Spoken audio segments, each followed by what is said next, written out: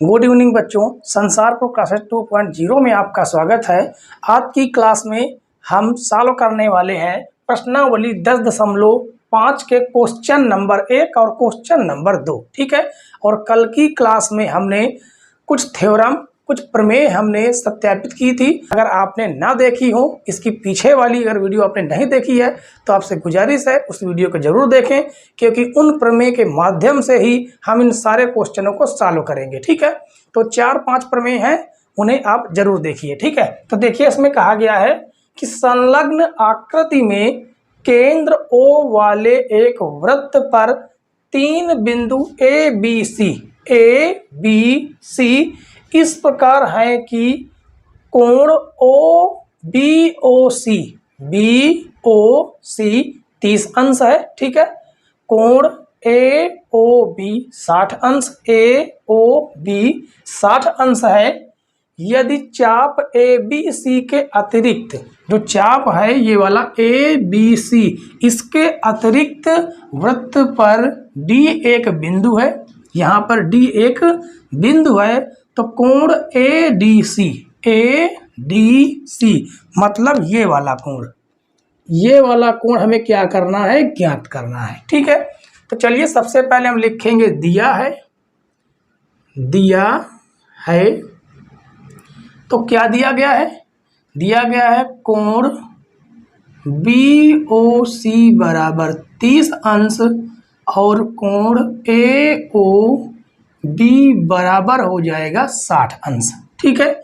और अब यहाँ पर हम लिखेंगे ज्ञात करना है, तो लिखेंगे ज्ञात करना है। ठीक है। क्या ज्ञात करना है?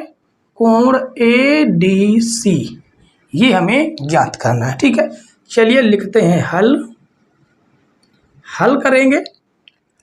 तो यहाँ पर देखिए, ये वाला जो कोण है कौन सा, ए ओ सी, मतलब ये पूरा कोण कितना है, इन दो कोणों से मिलकर बना हुआ है। ठीक है। तो कहने का मतलब है कि कोण ए ओ सी ये दो कोणों से मिलकर बना है। किससे? ए ओ बी, कोण ए ओ बी। ठीक है।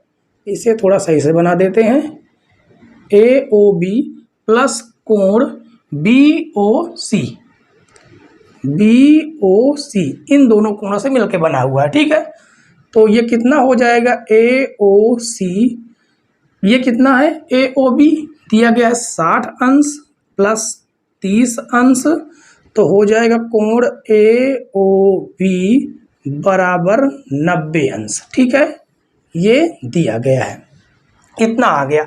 अब देखिए, ये जो कोण होगा ए डी सी, कौन सा कोण, ए डी सी, और ए ओ सी, जो होता है वो ए डी सी के बने कोण का 2 गुना होता है। ठीक है।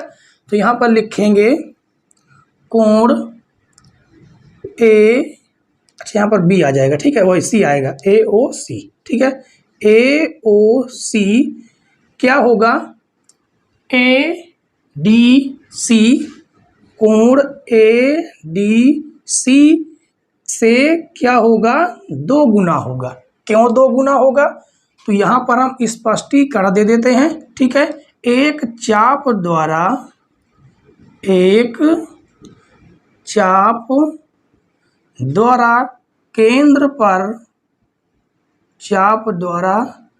केंद्र पर आंतरित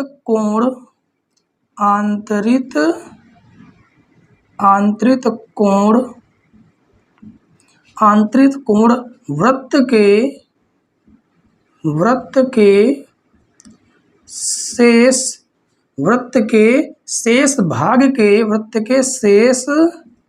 भाग के किसी बिंदु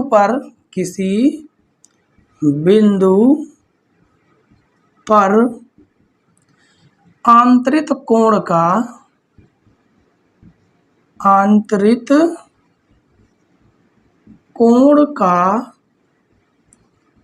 2 गुना होता है। 2 गुना होता है। ठीक है, ये थ्योरम हमने इसकी पिछली क्लास में 10.8 प्रमेय हमने इसे सत्यापित किया है। ठीक है, इसीलिए आपसे कह रहे हैं कि अगर इसकी पिछली वीडियो अगर आपने नहीं देखा है तो प्लीज उस वीडियो को जरूर देखें। ठीक है, तो देखिए अब कोण AOC कितना आ गया है, 19 डिग्री आ गया है। ठीक है, और यहाँ पर आ गया है 2, और कोण ADC हमें क्या ज्ञात करना है, ADC। इसे हम काटेंगे तो कितने बार में कट जाएगा, 45 अंश आ जाएगा, यानी कोण ADC बराबर आ गया 45 डिग्री।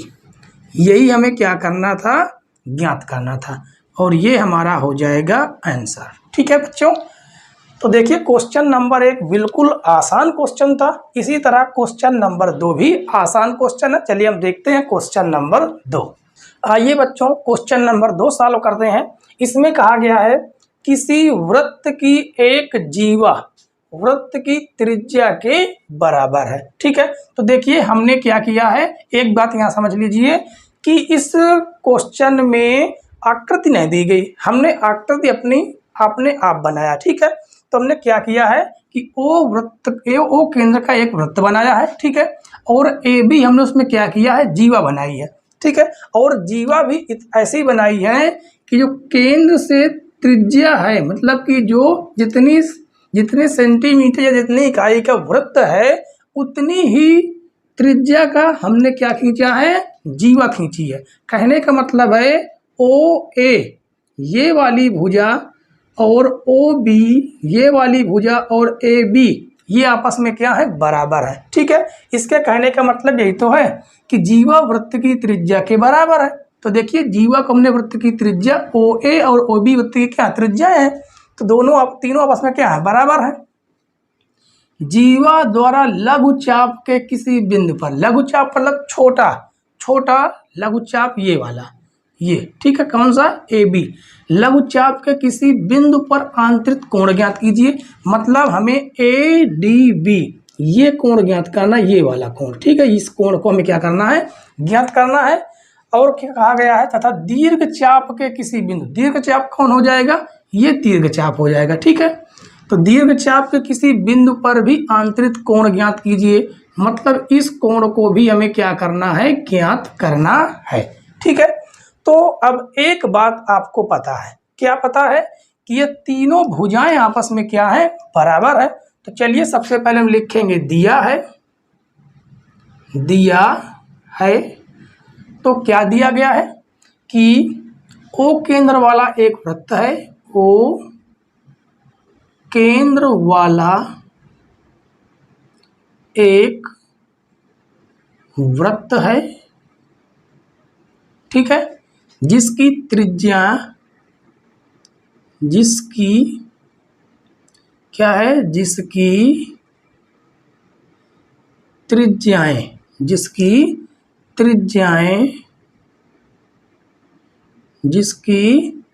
त्रिज्याएं कौन कौन सी हैं, OA OB OA व OB है। ठीक है, और लिखेंगे और क्या दिया गया है कि OA OB और जीवा AB आपस में क्या है, बराबर है। तो लिखेंगे और OA OB तथा जीवा AB आपस में बराबर हैं, ठीक है, अर्थात कहने का मतलब है, अर्थात OA बराबर OB बराबर AB। ठीक है, AB। अब लिखेंगे ज्ञात करना है, तो लिखेंगे ज्ञात करना है। चलिए लिख देते हैं क्या ज्ञात करना है। तो देखिए यहाँ पर कहा गया है ये वाला यानी ADB हमें ये ज्ञात करना है। ठीक है, और क्या ज्ञात करना है, ACB ये ज्ञात करना है। तो लिखेंगे कोण ए सी बी ये हमें ज्ञात करना है और एक कोण ए डी बी हमें ये कोण ज्ञात करना है। ठीक है, अब लिखेंगे हल। क्या लिखेंगे? हल। तो हल में देखिए त्रिभुज ओ ए बी ये कैसा त्रिभुज है? समकोण त्रिभुज है। ठीक है, तो लिखेंगे इसमें त्रिभुज ओ ए बी में ओ ए बी में ओ ए बराबर ओ बी बराबर ए बी सभी भुजाएं क्या है? बराबर है। तो लिखेंगे अतः त्रिभुज ओ ए बी एक समबाहु त्रिभुज है। समबाहु त्रिभुज है। और आपको पता है कि समबाहु त्रिभुज के प्रत्येक कोण कितने होते हैं? 60-60 अंश के। इसका मतलब ये कोण भी कितना होगा? 60 अंश हो जाएगा। ठीक है बच्चों, तो लिखेंगे इसलिए कोण ए ओ बी बराबर कितना हो जाएगा? 60 अंश। हमें यहाँ पर 60 अंश लिखने से कोई फायदा नहीं है। ठीक है, हमें जिससे काम है हमने उसको लिखा। ठीक है, तो अब देखिए ये तो हो गया 60 अंश। और आपको पता है कि केंद्र पर जो बना होता कोण है वो अन्य बड़ी चाप के किसी भी बिंदु से बने कोण से क्या होता है? 2 गुना होता है। तो इसी बात को हम लिखें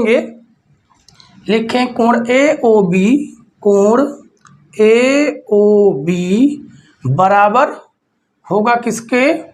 कोण ए सी बी के दुगने के। ए सी बी के दुगने कोण के बराबर होगा। ठीक है, तो यहाँ पर हम स्पष्टीकरण दे देंगे। एक चाप द्वारा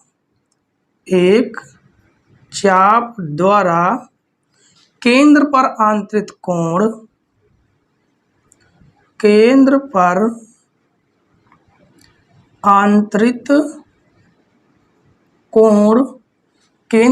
आंतरित कोण वृत्त के शेष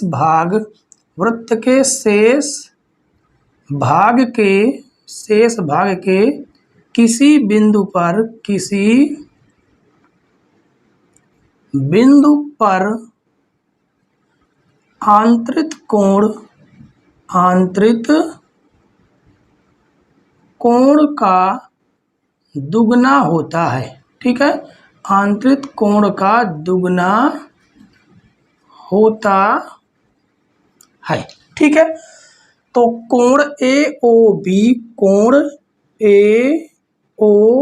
बी बराबर से पहले से हमने लिख दिया। ठीक है, तो ए ओ बी का मान कितना है? 60 अंश है। तो लिखेंगे 60 अंश बराबर 2 कोण ए सी बी। इसे हम काट देंगे, कितना आ जाएगा? 30 अंश। कहने का मतलब है कोण ए सी बी बराबर कितना आ गया? 30 अंश। ठीक है, तो एक कोण तो हमने ज्ञात कर लिया कि ये कितना हो गया? ये हो गया 30 अंश। ठीक है, ये कितना हो गया? 30 अंश हो गया। अब एक बात यहाँ पर जानिए, हमने आपको इसकी पिछली क्लास में हमने प्रमेय 10.11 हमने आपको बताई है कि जब कभी भी 4 बिंदु वृत्त पर स्थित होते हैं तो वो एक कैसा चतुर्भुज होता है? चक्रीय चतुर्भुज। ठीक है, तो देखिए यहाँ पर ए डी बी सी ये चारों के चारों जो बिंदु हैं वो कहाँ पर स्थित है? वृत्त पर स्थित है।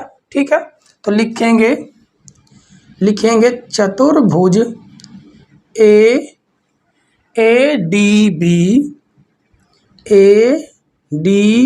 बी सी एक चक्रीय चतुर्भुज है। चक्रीय चतुर्भुज है।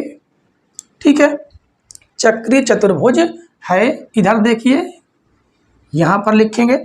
और हमने आपको बताया था चक्रीय चतुर्भुज के कुछ गुण।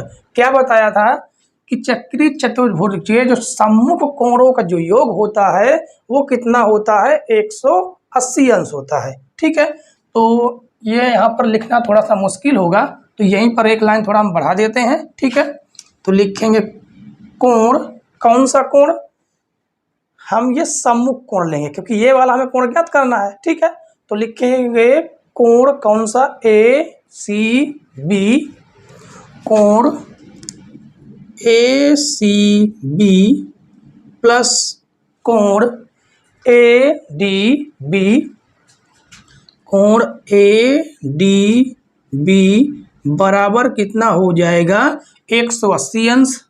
यहाँ पर लिखेंगे चक्रीय चतुर्भुज के, क्या लिखेंगे, चक्रीय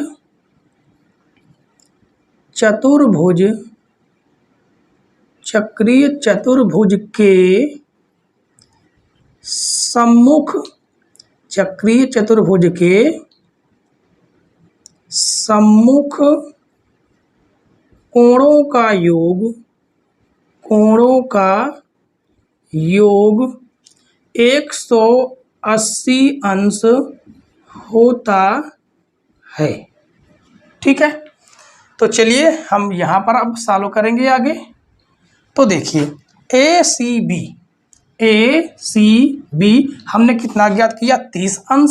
तो यहाँ पर लिखेंगे 30 अंश प्लस कोण ADB बराबर हो जाएगा 180 अंश। ठीक है, ये धन से उस पर जाएगा तो ऋण में ले जाएंगे, तो कोण ADB बराबर हो जाएगा 180 माइनस 30 अंश। ठीक है, तो कोण ADB बराबर कितना आ जाएगा, 150 अंश। ठीक है, तो ये हो जाएगा हमारा दूसरा आंसर। ठीक है बच्चों, तो ये वाला कोण कितना निकल के आया, 150 अंश। तो आशा करते हैं क्वेश्चन नंबर 1 और क्वेश्चन नंबर 2 आपको पूरी तरह से समझ में आ गए होंगे। ठीक है बच्चों, और हमारी वीडियो अगर आपको पसंद आ रही हो, हमारे क्वेश्चन, हमारा कंटेंट आपको पसंद आ रहा हो, तो प्लीज़ वीडियो को लाइक करें और चैनल पर नए हों तो चैनल को ज़रूर सब्सक्राइब कर लें, बेल आइकन प्रेस कर लें ताकि नई नई वीडियो की नोटिफिकेशन आप तक पहुंचती रहे। और वीडियो को अपने यार दोस्तों के पास ज़्यादा से ज़्यादा शेयर करें। ठीक है बच्चों, तो वीडियो देखने के लिए धन्यवाद बच्चों। जय हिंद।